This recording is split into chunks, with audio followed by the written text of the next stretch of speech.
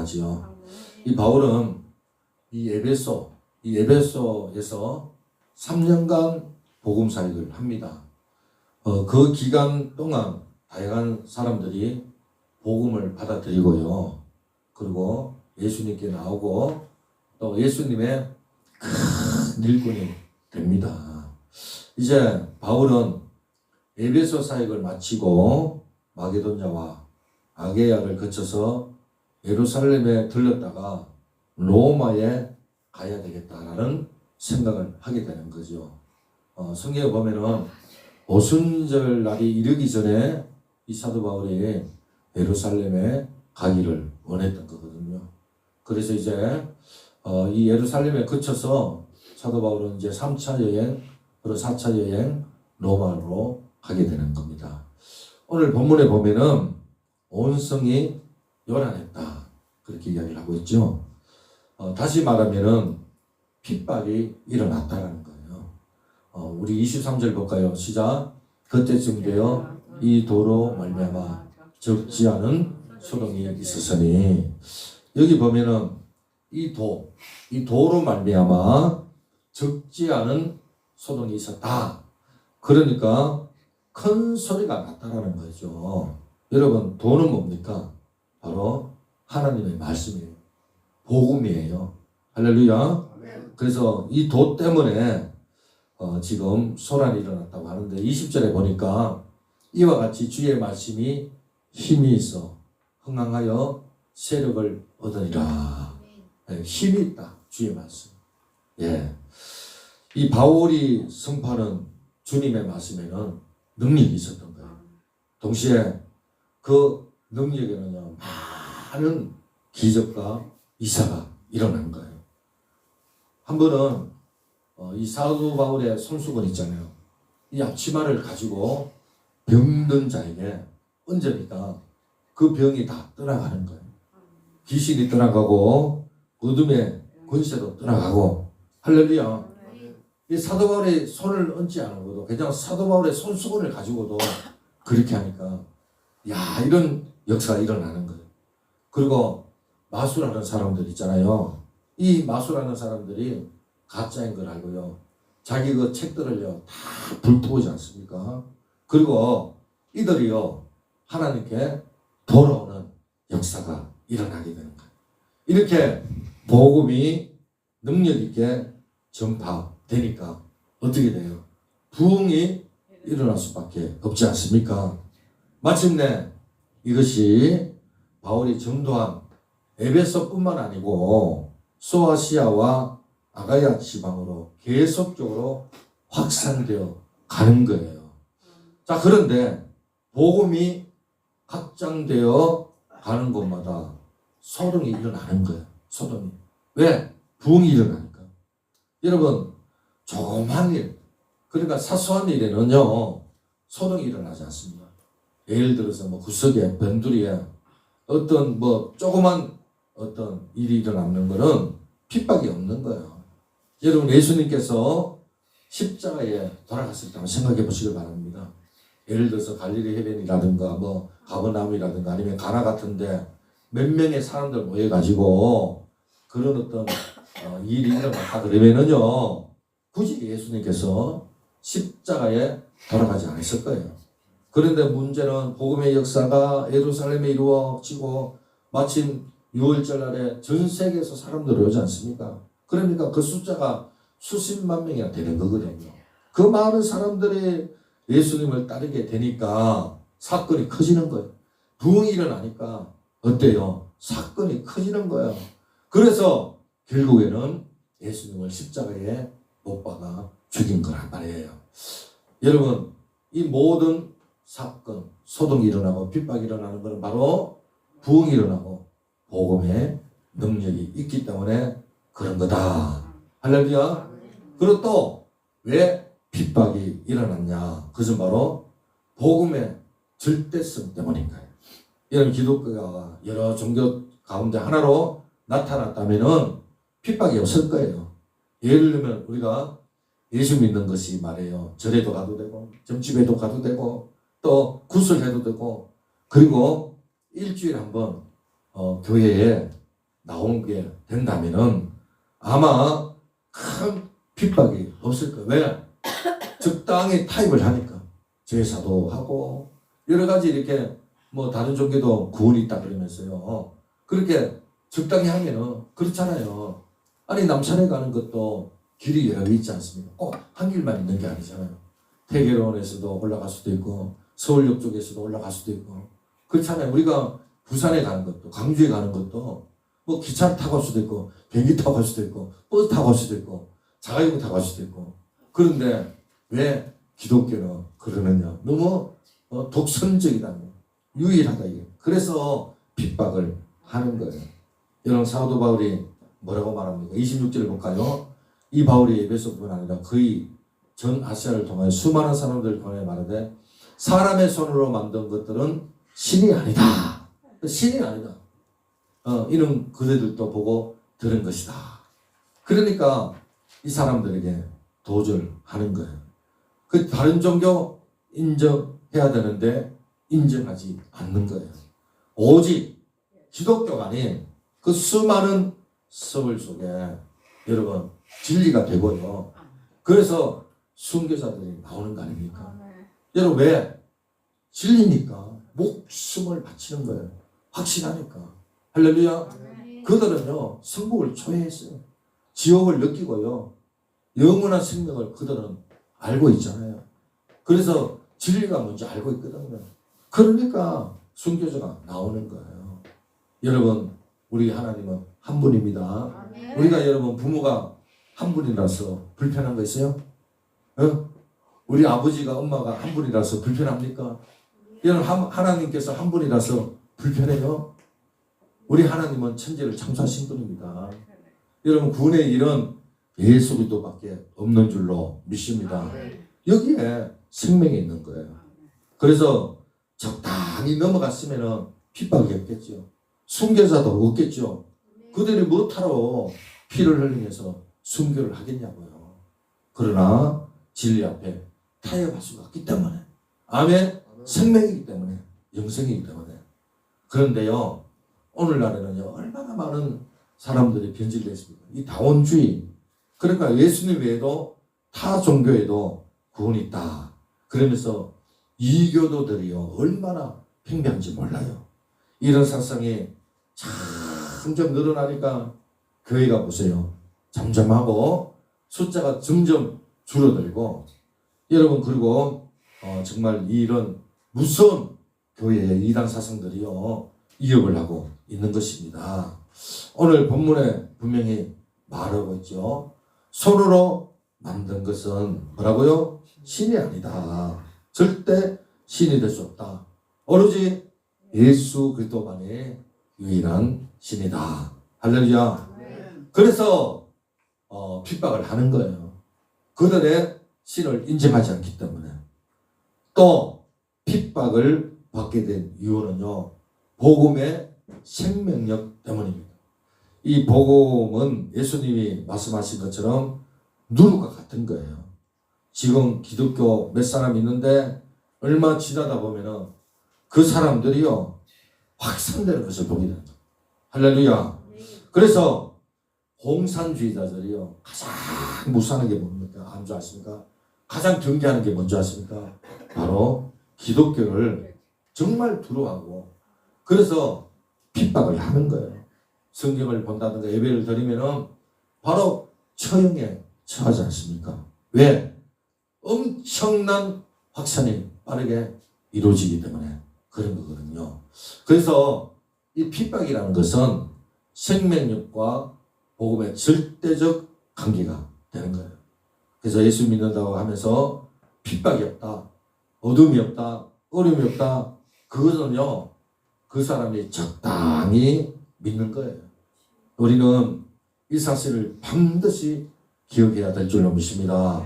이 사도 바울이 디모데에게 편지하면서 이런 말을 해요.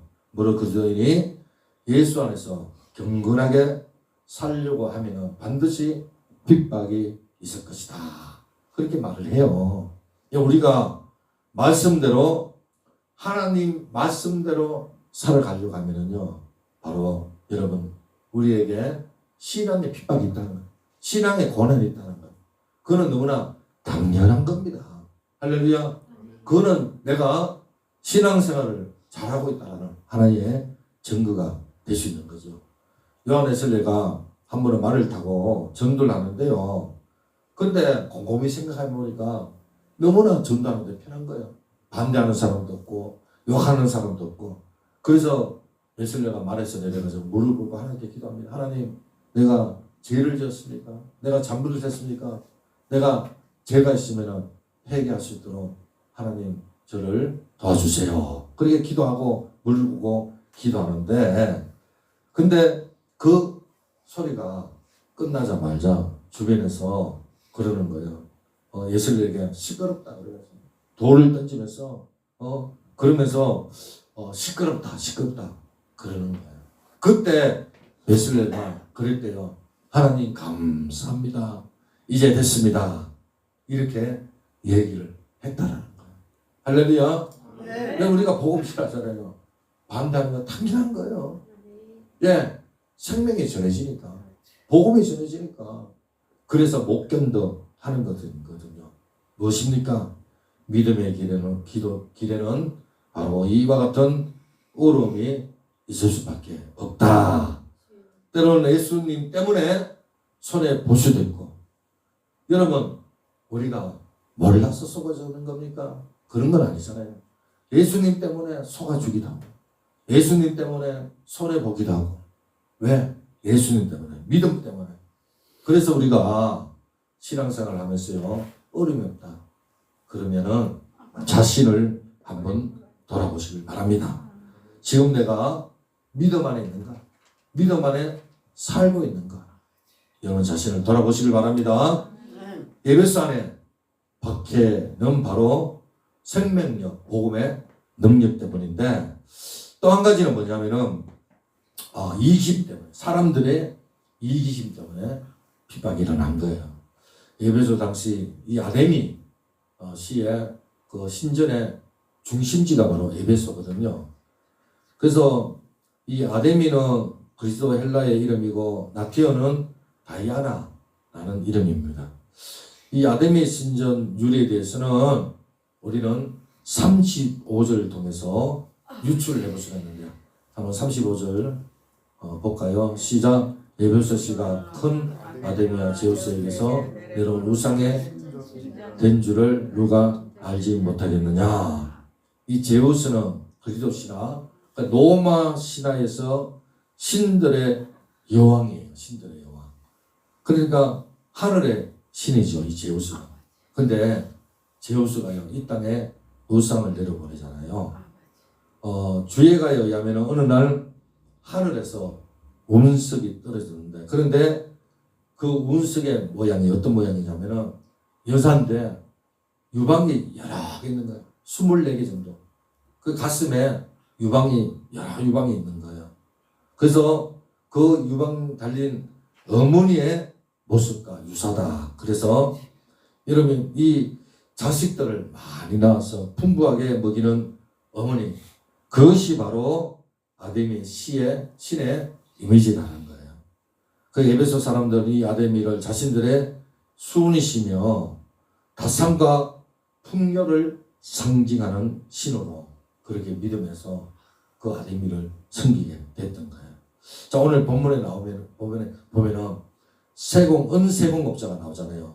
데메드리오라는 사람이 나오는데, 그는 은을 녹여서 물건을 만들어서 파는 사람인데, 은을 녹여서 물건을 만든다든지 아니면은 은을 불뚝해서 원하는 물건을 만드는데, 자, 그는 이 아데미 신의 모형을 만들어서 장사를 하는 사람이에요.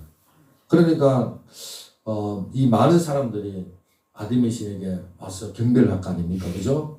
그리고 제물을 바치고 돌아갈 때 작은 아데미 신을 사가지고 간다고 해요. 그리고 그것을 집에다가 부적처럼 모신다고 합니다. 그러다 보니까 이 아데미 모형을 만드는 이 사람은 떼돈을 버는 거예요. 왜냐하면 부르는 게 값이거든요. 이로 인하여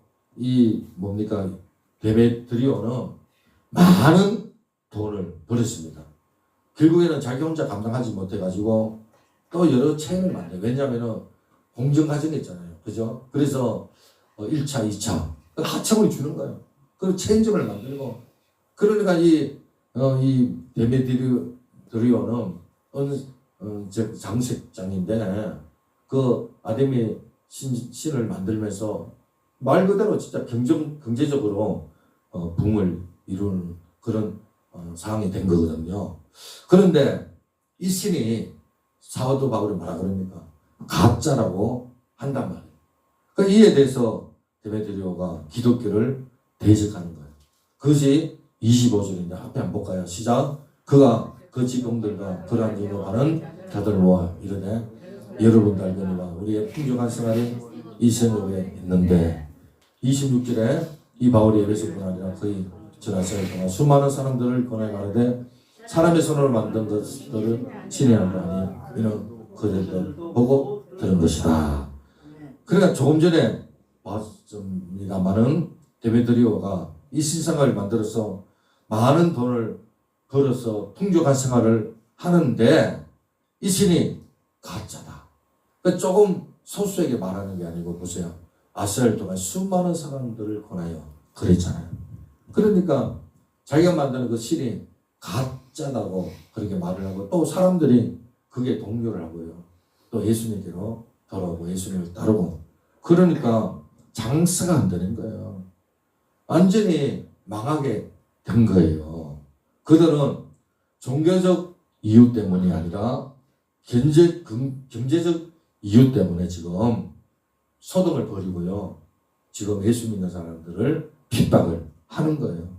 겉으로는 뭐 아데미 신을 위한다라고 무시당한다고 하지만 실제로는 돈에 대한 욕심 때문에 그런 거거든요. 그들에게 도덕성은 안중에도 없습니다. 자신들에게 돌아오는 이익만 따지는 거예요. 아데미 신을 섬김으로 인해서 그들이 그 사람들이 뭐 가짜 신을 섬긴다. 그들이 뭐 바보가 된다. 그런 건 따지도 않는 거예요. 그냥 그 물건을 팔아서 돈 버는 데만 혈안이 되어 있는 거예요. 어떤 아버지가 이 습공 그러니까 습공을 하는 아버지가 있는데 아들이 교회 다니면서 예수를 믿었단 말이에요. 그러니까 아버지가 그 부처도 깎고 뭐 우상도 깎고 하니까 우상 숭배하는 거 아니겠습니까? 그래서 이 아들이 예수 믿고 난 후에 우상 숭배가 큰 죄라는 것도 알고요. 아버지에게 뭐 권해도 아버지가 받아들입니다. 그래서 하루는 아버지가 예출하고 난 후에 그 우상요 다 부숴버린 거예요. 망치로 하마로 다 부숴버린 거예요. 그리고 제일 큰 부처 하나만 남겨두고 다 부숴버린 거예요. 아버지가 돌아와 보니까 우상들이요 다 깨져 있는 걸 보고 놀래가지고 아들에게 묻습니다. 아니 도대체 어떻게 된 일이냐고. 그때 아들이 이렇게 말합니다. 이 부처가 살아나가지고 다른 우상들을 다 부쉈다고 이야기를 하는 거예요. 그 아버지가 말도 안 되는 소리 하지 말고 이 덧덩어리가 무슨 살아났냐고 말도 안 되는 소리 하지 말라고 그렇게 이야기를 한다는 거예요. 그러면서 아들이 이 우상은 돌이다고 신이 아니다고 이 돌이 무슨 허염이냐고 그러면서 아버지를 존탁했다라는 이야기가 있는데 여러분 그렇습니다. 지금 은색장을 만든 이 사람들이요 그냥 경제적 이익 때문에 그들이 누구보다도 아데미 신이 아니라는 것을 알고 있어요. 어떻게 그들이 신이 될 수가 있냐고요. 그런데도 경제적 이익 때문에 그것을 부정하지 않고 그들에게 팔아놓는 것을 보게 됩니다. 이 사도 바울이 사람이 만든 것은 신이 아니다. 이 말이 여러분 많은 사람들 특히 우상 숭배하는 사람들이 그것을 알면서도 어때요? 정말 기득권 때문에 그러면서 오늘 본문에 보니까 그 연회장에서 2시간이나 소동을 벌였다. 그래서 그들은 이 대모대가 되어서 바로 연회장에 들어갔는데 연회장은 얼마나 큰지 몰라요. 25,000명이나 모이는 큰 연회장. 지금도 유적지가 있는데요. 엄청난 큰 연회장이 있는 거예요. 거기에 들어가서 소리를 지르잖아요. 28절 한번 볼까 27절하고 자 시작. 우리 영업의 천하실 기업이 있을 뿐 아니라 큰 여신 아벨의 시정도 무시당이 되고 온 아시아와 천하가 그 이업도 떨어질까 하노라 하더라. 그들 이 말을 듣고 분노가 가득하여 외치되 크다 여기서 사람의 아데미여 하니. 다 32절 또 바로 볼까요? 사람 외쳐 어떤 이는 이런 말을 어떤 이는 저런 말을 하니 모인 무리가 곤란하여 태반이나 어찌하여 모이는지 알지 못하고 참 이 데메트리오를 비롯해서 은장색을 하는 이 직공들 체인점의 사람들이 지금 그들은 경제적인 이유 때문에 그곳에 모였다고 해요. 그런데 다른 사람들은요, 왜 자기가 거기에 모였는지, 왜 거기에 소동을 벌이는지, 왜 콘서트를 치는지 알지를 못하는 거예요. 그냥 궁중 심리인 거예요. 자기가 하는 일에 대해서 전혀 알지 못하는 거예요. 그냥 따라온 거예요, 따라온 거. 그래서 그들이 왜 떠드는지 자신도 모르는 거예요. 그냥 앞사람이 가니까 따라간 거예요. 그리고 앞사람이 흥분하니까 자신도 흥분하는 거예요. 남들이 구호를 외치니까 따라서 외치는 거예요. 성경에 요한복음 6장에도 이런 비슷한 일이 있는데 예수님께서는 베세다 강야에서 5천 명을 먹이잖아요. 보리떡 2개, 물고기 2마리로 그죠? 500여의 역사다 그러는데 근데 많은 무리가 따릅니다. 엄청나게 따라요. 몇만 명이 따라요. 근데 예수님께서 그 무리들에게 뭐라고 말하냐면 생명의 떡에 대해서 그 예수님께서 생명에 대해서 이야기를 하니까 사람들이 뭐라 그러냐면 어렵다 다 떠나가요. 생명의 영생에 대해서 이야기를 하니까 이 말이 어렵다 그러면서 떠나간단 말이에요. 예수님 기적을 일으킬 때는 막 따라오는데 근데 그 많은 무리들 엄청난 무리들이요 예수님을 왜 따라가는지 모르겠잖아 따라간 거예요. 근데 생명의 말씀을 하니까 어렵다. 그래서 제자들에게 묻죠. 예수님께서 너희들도 떠날 거냐 그랬을 때 베드로가 뭐라 그럽니까? 영생의 말씀이 주께 싸우니 내가 어디로 가리까 그러잖아요. 그 베드로는 제대로 알았던 거거든요. 그래서 지금 궁중 심리로 지금 모인 거예요. 여러분 집회도 그래요. 정치인들이요 이렇게 막 선동을 해가지고 집회를 하잖아요. 이게요 우리가 알고 해야 된다고. 지금 여러분 가짜 뉴스들이 얼마나 많죠. 지금은 좀 덜하지만 80년대 90년대 대학교 앞에 지나가지는 못해 체류탄 때문에 데모를 많이 해요. 그 당시에 뭐 민주화운동이라 그래서 뭐 데모를 하는데 근데 많은 다수의 학생들이요 자기가 왜 데모하는지 이유도 모르고 데모합니다. 이게 바로 궁중 심리라는 거거든요. 여기 데모드리오는 선동을 했습니다. 거기에 놀아난 자들이 어떻게 합니까? 지금 왜 이러고 있는지 자기네들이 왜 큰 소리를 치는지 태반이나 어찌하여 모이는지 알지 못하더라. 그렇게 이야기합니다.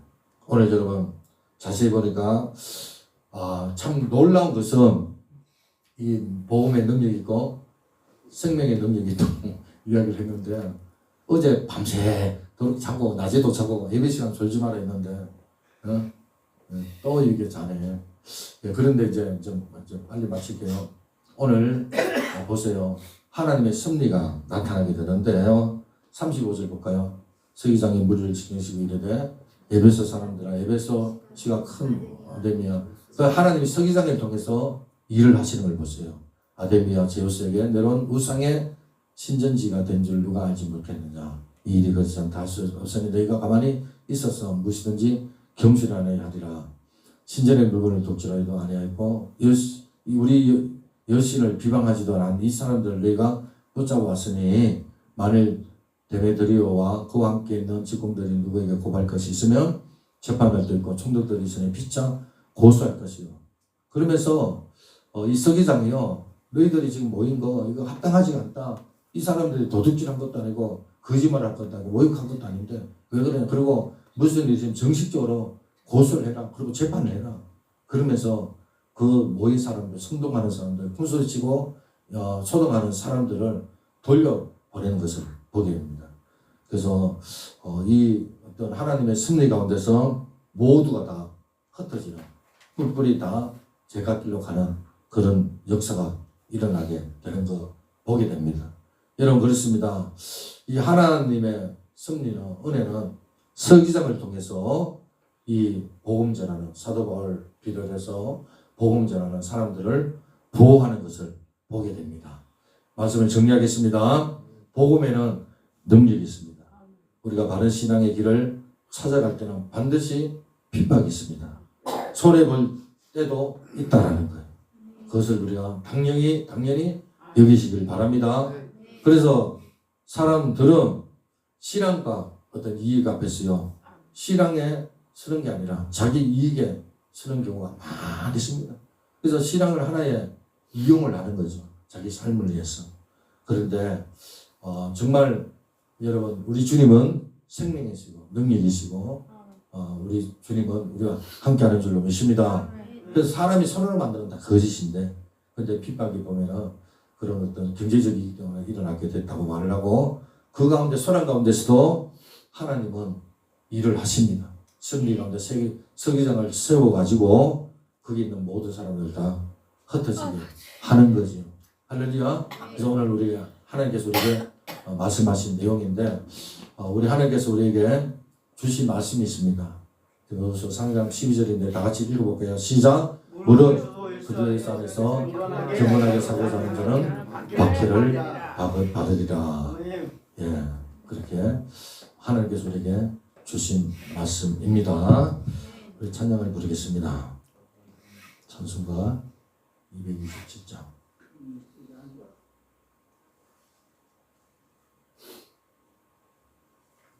잠깐만요. 주보에 몇 장 나오죠? 29. 저는 229. 찬양 부릅니다.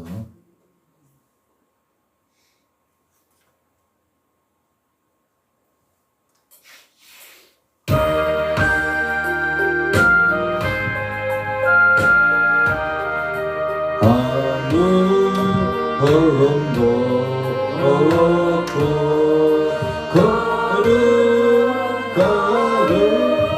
걸음